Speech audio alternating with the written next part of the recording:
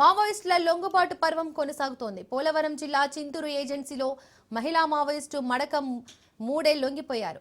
Maoist సిద్ధాంతాలకు విసిగిపోయి జనజీవన స్రవంతిలో కలుస్తున్నానని అడిషనల్ ఎస్పీ పంకజ్ కుమార్ మీనా తెలిపారు.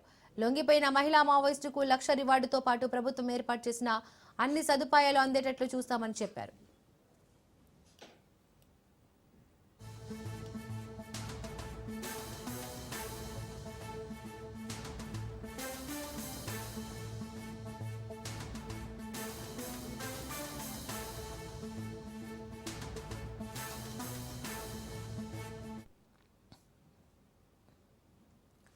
మావోయిస్టుల లొంగుబాటు పర్వం కొనసాగుతోంది. పోలవరం జిల్లా చింతూరు ఏజెన్సీలో మహిళా మావోయిస్టు మడకం మూడే లొంగిపోయారు.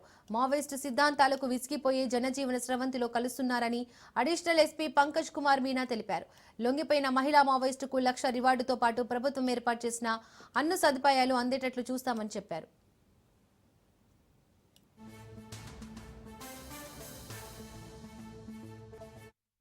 అమ్మాయి సంబంధించి పేరు మడకం మూడే, daughter of Madakam బీడా, present age 25 years, native కొంట, జిల్లా సుక్మా, ఛత్తీస్గఢ్ స్టేట్ నుంచి. ఈ అమ్మాయి జాయిన్ చేసే టైంకి కొంట area committee DCM rank cadre బెట్టి మంగడు అతను ఇన్ఫ్లుయెన్స్ చేశాడు. 2020లో ఈ జాయిన్ చేసిన తర్వాత ఫస్ట్ అమ్మాయికి ట్రైనింగ్ జరిగింది. దీని తర్వాత మా డివిజన్కి ట్రాన్స్ఫర్ అయిపోయింది. ఈ అమ్మాయి ఒక ఎక్స్చేంజ్ ఆఫ్ ఫైర్లో కూడా పార్టిసిపేట్ చేసింది.